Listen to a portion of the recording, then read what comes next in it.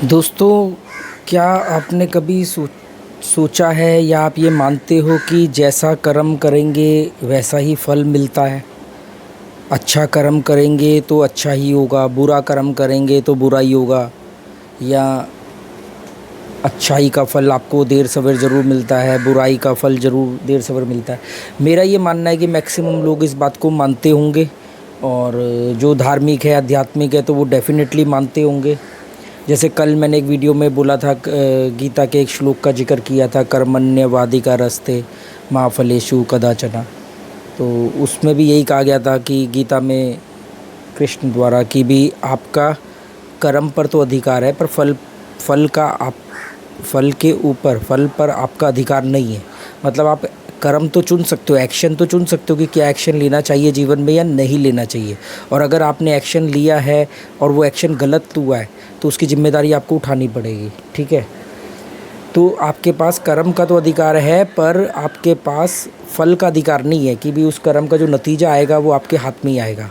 पर उसमें लास्ट में एक लाइन बोली गई थी कि भी कर्म पर आपका अधिकार है, फल पर आपका अधिकार नहीं है, इसलिए फल को ध्यान में रख कर मत कर्म कर। मतलब कर्म करते समय फल को ध्यान में मत रखो। तो मैंने उस वीडियो को बनाने का मकसद ये था कि ऐसा हो नहीं सकता कि क्योंकि पहले फल निर्धारित होता है, फिर हम उसके लिए कर्म करते हैं।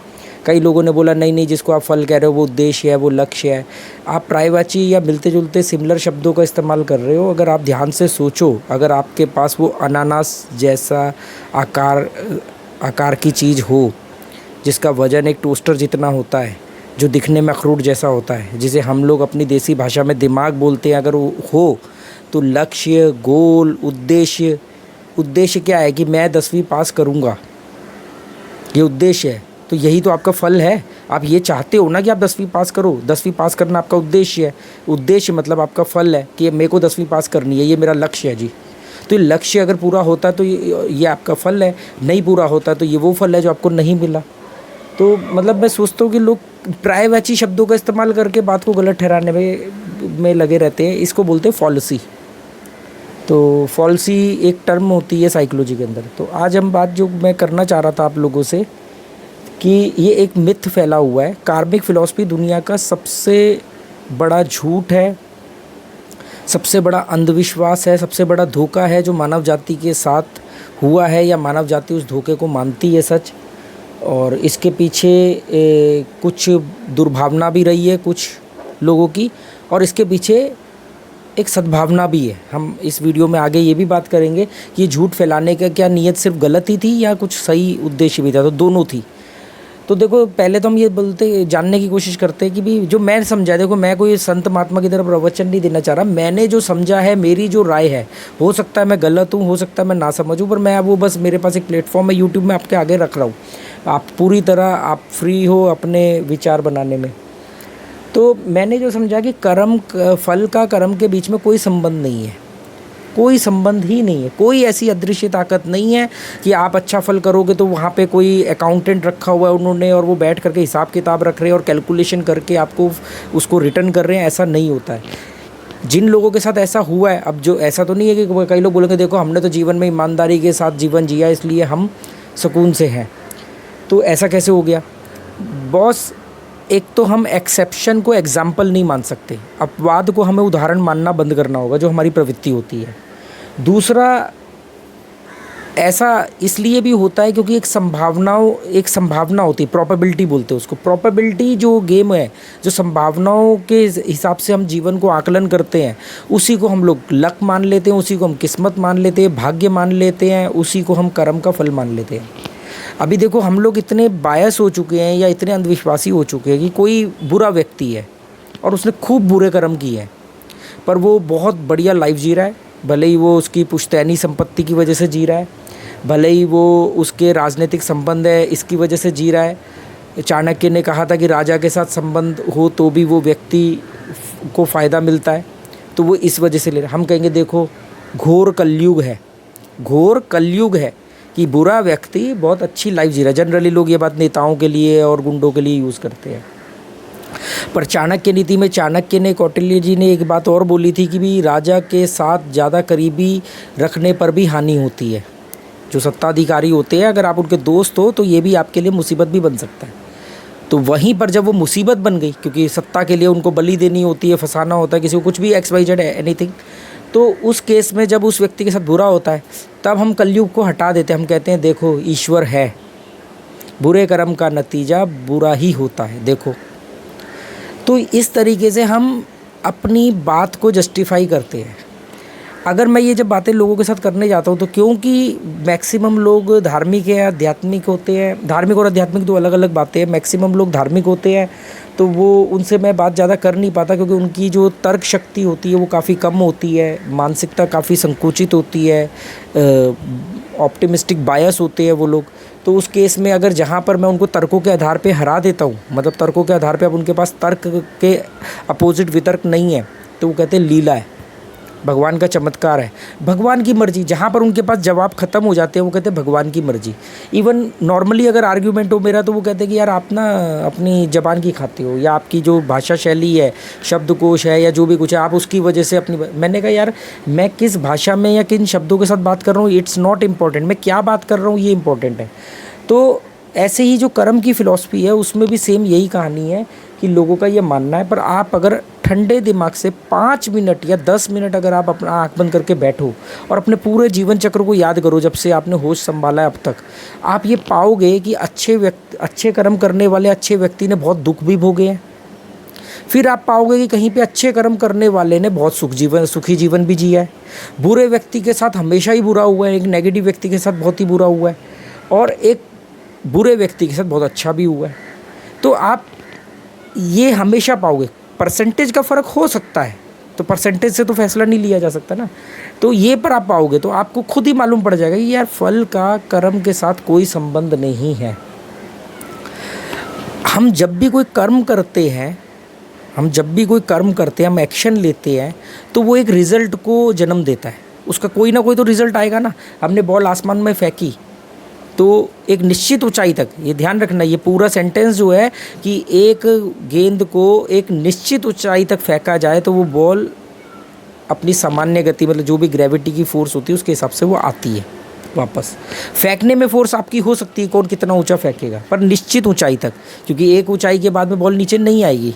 जैसे हम लोग रॉकेट भेजते हैं, तो ये निश्चित ऊंचाई लगाना बहुत ज़रूरी होता है। हर एक्शन एक रिज़ल्ट को जन्म देता है, मतलब हर कार्य जो है एक नए जो रिज़ल्ट देता है, या एक नया कारण को जन्म देता है। फिर वो कारण की वजह से आप एक और कार्य करते हो, मतलब कार्य कारणिनी नियम, कॉज एंड इफेक्ट। क्या होता है, आपने कोई काम किया, उसका एक रिज़ल्ट आएगा, उस रिज़ल्ट की वजह से वो रिज़ल्ट फिर एक नए काम की उत्पत्ति करेगा, फिर आप वो नया काम करोगे, वो नया काम करने का कारण पिछला वाला होगा, चेन ऑफ रिएक्शन भी बोल सकते हैं हम इसको। ये इस तरीके से एक सीक्वल चलता है हमारे जीवन में। अब सवाल आती है कि यहाँ पे कोई संत महात्मा का प्रवचन तो चल नहीं रहा है, तो हम ये बात क्यों कर रहे हैं। दोस्तों, अगर आपने इस बात को समझ लिया तो आपके जीवन में बहुत हल्कापन आ जाएगा।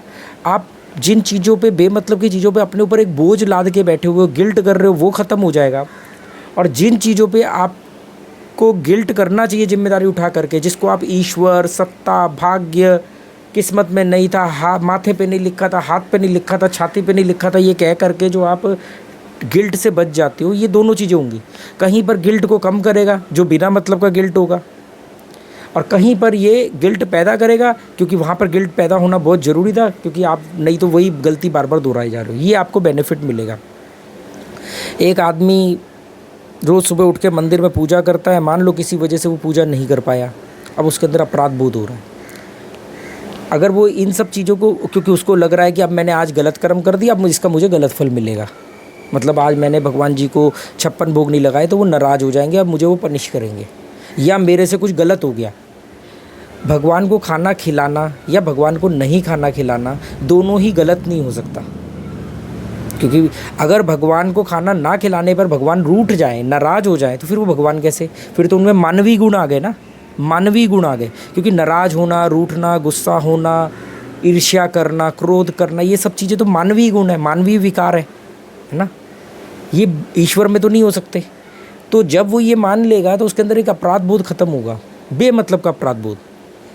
और वहीं पर जिन चीज़ों पे अपराध बोध होना चाहिए, जिम्मेदारियां उठा करके अपनी लाइफ से जुड़ी हुई, अपने लाइफ से जुड़े हुए लोगों के बारे में, जो कि हम कुछ गलत फैसले ले लेते अपनी नासमझी की वजह से, लो आईक्यू लेवल की वजह से, या लोगों की बातों में, या दिखावे में, या रीति रिवाज, या संस्कृति, या समाज के आडंबर के चक्कर में, और फिर हम उसको भाग्य, किस्मत, लेखा बोल करके टाल देते हैं, या भीड़ तंत्र का हिस्सा मान के कहते हैं यही तो जीवन है, और कुछ नहीं मिलता तो फिर बोल देंगे यही तो कलयुग है। हम इस तरह की चीज़ें करके ना, जहाँ पर हमारे को अपनी गलतियों की जिम्मेदारी उठानी चाहिए, वहाँ पर तो हम इसको समाज का नियम, ईश्वर और ये सब चीज़ें कह करके, भाग्य, लेखा जोखा, ये सब कह के टाल देते हैं। और जहाँ पर हमें अपराध बोध होना चाहिए कि नहीं यार, ये फैसला मैंने लिया था और ये फैसला गलत हुआ है, तो ये कहीं ना कहीं मुझ में ही कोई कमी रह गई होगी, रिस्पॉन्सिबिलिटी उठाना पड़ेगा। पर दोस्तों, रिस्पॉन्सिबिलिटी कौन उठाएगा? जिसमें रिस्पॉन्स करने की एबिलिटी होगी वही तो रिस्पॉन्सिबिलिटी उठाएगा ना, हर कोई तो नहीं उठा पाएगा। जैसे मैंने कल रात को एक वीडियो डाला था 10 बजे के आसपास, उसमें मैंने बताया था कि मेरी फैक्ट्री वगैरह ऐसे ऐसे बंद हो गई। तो वो वीडियो जिन लोगों ने देखा उनको ऐसा लगेगा, नहीं देखा हो तो जाके देख लेना, कल रात को 10 बजे मैंने लाइव किया है। तो उसमें कई लोगों को ऐसा लगेगा कि मेरी जो फैक्ट्री है वो गवर्नमेंट के नियम और ये सब चीज़ों की वजह से फ्लॉप हुई। मैं भी अपनी फैक्ट्री 25 लाख रुपए का मैंने उस पर नुकसान उठाया था। 2007 में शुरू करी थी, 2007 या 8 के 2008 में शुरू करी थी और 2010 में बंद हो गई थी। इस 1-1.5 साल के पीरियड के अंदर मैंने 25 लाख रुपए का नुकसान उठाया था, और वो बहुत ही तनावग्रस्त स्थिति थी कि अगर कोई और होता तो शायद वो भाग जाता या सुसाइड कर लेता। मैं ढीटो की तरह, वॉरियर की तरह मैं लगा रहा। मेरी मनोस्थिति ऐसी हो गई थी कि मैं सड़कों पर बिना मतलब 8-8, 10 किलोमीटर पैदल चलता था। मतलब समझ में नहीं आ रहा था कि निकल रहा हूँ घर जाने के लिए और घर नहीं जा सकता। स्कूटर ख़राब पड़ा था, ठीक कराने के पैसे नहीं होते थे। फैक्ट्री में 10, 12, 15 लोग काम कर रहे हैं, उनकी सैलरी देने के लिए पैसे नहीं होते थे। और जो सामाजिक दबाव आता था कि ऐसा कर लो, घर बेच दो, कोई बात नहीं, किस्मत में था, ये था, वो था। रात को 3-3 बजे उठ के सिगरेट पीना। एक बार तो यहाँ पर नस ऐसे फड़कने लग गई, वो लगा कि यार पता नहीं दिमाग ही हैंग हो गया। तो उसके बाद में मैं उस परिस्थिति से निकला, और मैंने वो जो लोन था उसको मैंने 5 साल पहले, मतलब जब उसका टेन्योर था उससे 5 साल पहले ख़त्म किया, घर को फ्री होल्ड करवाया, फिर एकदम चीज़ें पलट दी मैंने। वो क्यों पलटी ये मैं आपको इसलिए बता रहा हूँ कि शायद आप लोगों में से अगर कुछ लोग ऐसी परिस्थितियों से गुजर रहे हो तो उनके काम आ सकती है। क्योंकि सुसाइड करना, भाग जाना, ये कोई हल नहीं होता। आपको ढीठ और बेशर्म होना पड़ेगा। कई बार आपको नंगा होना पड़ता है कि भैया अभी बैठे हैं हम, जो उखाड़ना है उखाड़ लो। ऐसा एटीट्यूड आपको अंदर लाना पड़ेगा, नहीं तो ये समाज क्या है ना, ये वो जो गधे वाली कहानी सुनी नहीं है कि वो बाप बेटा गधा लेके जा रहे होते हैं, तो वो कि देखो बेवकूफ़ लोग हैं, गधे को पैदल चला रहे हैं। फिर वो बेटा बैठ जाता है तो कहता है देखो बेटा कितना बेशर्म है, बाप को नहीं बिठा रहा है। बाप बैठ जाता है तो कहते हैं देखो बाप कितना बेशर्म है, छोटे बेटे को नहीं बिठा रहा है। दोनों बैठ जाते तो कहते देखो कितने निर्लज है, गधे के ऊपर अत्याचार कर रहे हैं। तो ये वो वाली कहानी है। तो ऐसे लोगों को बोलना चाहिए आप लोगों को कि गो टू हेल, भाड़ में जाओ। अब वो चाहे समाज है, संस्कृति है, परिवार है, रिश्तेदार है, भाई बहन है, जो भी कोई है, जो आपकी मनोस्थिति समझ के आपके साथ नहीं खड़ा हो सकता, जो आपका आत्मविश्वास बढ़ाने की बजाय आपको जलील कर रहा हो, तो क्या फ़ायदा। तो हम बात कर रहे थे ना कि कर्म का फल से, तो अब ये सब उसी से संबंधित है। ये मत समझना मैं आउट ऑफ टॉपिक जा रहा हूँ। जब वो फैक्ट्री फ्लॉप हुई पूरी तरह, जब ये स्थिति जो मैं बता रहा हूँ ऐसी हुई मेरी, तो लगभग 6 महीने तक फैक्ट्री को मैंने बंद कर दिया। फाइनली मैंने बंद कर दिया, और वो भी बहुत ज़बरदस्त किस्सा है, कभी मौका लगा तो बताऊंगा आपको। जब मैंने वो फैक्ट्री मैंने बंद कर दी, तो 6 महीने तक मैं लोगों को ये कहता था, और मेरा खुद भी ये मानना था कि मेरी वो फैक्ट्री इसलिए बंद हुई क्योंकि मेरे पास पैसे जो थे वो लोन के थे। मेरे पास अपने पैसे नहीं थे। मुझे BIS, bureau of Indian standard, एक लाइसेंस देता ISI, जो पानी बेचने के लिए, पैकेज ड्रिंकिंग वाटर बेचने के लिए मैंडेटरी होता है। उन्होंने मुझे 6 महीने लेट लाइसेंस दिया। मेरी फैक्ट्री का रेंट 22,000 रुपये था। मेरे लोन की EMI 19,612 थी। एक क्लाइंट था हमारा MGF हुंडई से हमें लगभग 20,000 रुपये का पानी का बिलिंग होती थी हमारी। तो मैंने कहा कि यार ये MGF हुंडई से तो मेरी EMI निकल जाया करेगी, तो कोई टेंशन की बात है नहीं, सिर्फ किराया तो देना है। मालूम पड़ा कि जब मैंने वो फैक्ट्री लगाई उसके 2 महीने बाद ही उन्होंने अपना आरओ लगा लिया पर्सनल, तो उन्होंने हमसे पानी लेना बंद कर दिया। 20,000 रुपये महीना बिलिंग मेरी बंद हो गई। ये सब कारण, तमाम कारण मैं लोगों को देता रहा और ख़ुद भी ये मानता रहा कि 6 महीने तक मेरी फैक्ट्री, मैं तो बहुत परफेक्ट था, मेरी फैक्ट्री इस वजह से बंद हुई। पर जब 6 महीने बाद एक दिन मैंने उसकी जिम्मेदारी उठाई कि ये सब कुछ मैंने ही तो किया था, मेरा ही फैसला था फैक्ट्री लगाने का, मेरा ही फैसला था लोन लेने का, मेरा ही फैसला था किराए की जगह पे फैक्ट्री लगाना, मैं ही जिद पे अड़ा हुआ था कि गवर्नमेंट के रूल और रेगुलेशन के हिसाब से मैं फैक्ट्री चलाऊँगा, तमाम चीज़ें। तो फिर मैं परिस्थिति को कैसे जिम्मेदार मान सकता हूँ? जब कर्म का अधिकार मेरा था तो उसके जो फल आए हैं उसका क्रेडिट भी मुझे मिलना चाहिए ना। अगर वो फल फेवर में आया, वो फैक्ट्री कामयाब हो जाती, करोड़पति बन जाता, तो भी मैं ये बोलता कि मुझे बोलना चाहिए था कि मैंने बहुत सही फैसले लिए, मैं अपनी समझ से फैसले लिए, सही तरीके से मैंने अपने आप को गाइड किया, सीखता रहा और लगातार इम्प्लीमेंट करता रहा। और अगर वो फ्लॉप हुई तो भी मुझे लेनी चाहिए। हम क्या करते हैं, जब वो फैक्ट्री हिट हो जाती है हम कहते हैं भगवान का आशीर्वाद है, माता रानी का आशीर्वाद है, अल्लाह ने दिया है, ईश्वर ने दिया है, ईश्वर की मेहरबानी है, अल्लाह मेहरबान तो गधा पहलवान, है ना। और वो फ्लॉप हो जाती, भाई ईश्वर को मंजूर नहीं था, किस्मत में नहीं लिखा था, माथे पे नहीं लिखा था, भाग्य पे नहीं लिखा था। अपने निकम्मेपन, अपने नाकाबिलियत को छुपाने का इससे बढ़िया तरीका क्या हो जाएगा? और आप अपनी उदारता को दिखाने का इससे बढ़िया क्या तरीका होगा कि हम जी ज़मीन से जुड़े हुए, सब भगवान का आशीर्वाद है जी। सच ये है कि उस फैक्ट्री के फ्लॉप होने का मेन कारण था मेरी उत्तेजना, मेरा जल्दबाजी से मतलब क्या बोलते हैं उसको, उत्तेजित होना और जल्दबाजी से फैसले लेना, कुछ हद तक दिखावा, हवाबाजी और जल्दी आगे बढ़ने की चाह, ये सब मेन कारण थे। जो मूल केंद्र थे वो ये थे। इसकी वजह से मुझे नहीं मालूम पड़ा कि यार 6 महीने लगेंगे लाइसेंस लेने में, मालूम नहीं था कि भारत में फैक्ट्री लगा रहा हूँ तो ये हो सकता है। फैक्ट्री का किराया क्या मुझे लगाने से पहले नहीं मालूम था? तमाम चीज़ें मुझे पहले से मालूम थी, पर मैं इस ओवर कॉन्फिडेंस की वजह से मैंने ये चीज़ें करी। तो जिम्मेदारी मेरी बनती है या मैं भारत सरकार को ब्लेम देने जाऊँ? तो इसलिए मेरी जिम्मेदारी थी। जो सक्सेसफुल लोग होते हैं वो भारत सरकार को ब्लेम नहीं करते हैं, वो लॉ को ब्लेम नहीं करते हैं, वो इन लॉ को तोड़ते हैं, मरोड़ते हैं, मैनेज करते हैं, मैनिपुलेट करते हैं, इनके साथ सामंजस्य बिठाते हैं और आगे बढ़ते हैं। हम क्या करते हैं, हम अपने हिसाब से आगे चलते हैं कि सरकार से टक्कर ले लेंगे, लॉ के हिसाब से चल लेंगे, लॉ के खिलाफ चल लेंगे, फिर टकराते। वो कहते बढ़ो, कितना आगे बढ़ना है, जहाँ तुम्हारी डोर हमारे हाथ में जब मर्जी खींच लेंगे। फिर हम परिस्थितियों को दोष देते थे। तो ये मेरे अपना जीवन का एक तजुर्बा है जो एक छोटा सा ही है, पर मैंने आप लोगों को बताया कि फल का कर्म से कोई संबंध नहीं है। हर कर्म फल के लिए ही होगा। फल पहले दिमाग में आएगा, लक्ष्य बनेगा दिमाग में, तभी तो आप उस लक्ष्य को पूरा करने के लिए चल दोगे। अब जितने भी लोग कहते हैं पहले गोल सेट करो, तो आप तो फिर गीता के ही अपोजिट जा रहे हो। अगर उन्होंने ये लिखा है कि फल को ध्यान में रख के कर्म मत करो, जबकि ये नहीं लिखा है, ये नहीं लिखा है। केवल इतना लिखा है कि कर्म पर आपका अधिकार है, फल पर आपका अधिकार नहीं है, इसलिए कर्म करे जाओ, फल की टेंशन नहीं लेनी है, आपको अपना बेस्ट देना है। उन्होंने ये लिखा है फल की चिंता नहीं करनी कि फल मेरे फेवर में आएगा या मेरे फेवर में नहीं आएगा, आपको कर्म करना है, अपना बेस्ट देना 100%। उसके बाद में कामयाबी हो, कामयाबी ना मिले, अगर कामयाबी नहीं मिलेगी तो भी उस प्रोसेस के दौरान आप बहुत कुछ सीख के निकलोगे, दूसरी फील्ड में कामयाब हो जाओगे। बहुत सारे यूट्यूबर हैं ना जिनके मेन चैनल जो थे वो आज उनके कम चल रहे हैं, और कोई और चैनल चला दिया वो चल गया। मतलब जो उनका उद्देश्य था, जो उनका मेन चैनल था वो तो चला नहीं ज़्यादा, पर दूसरे चैनल से उन्होंने बहुत आगे आ गए।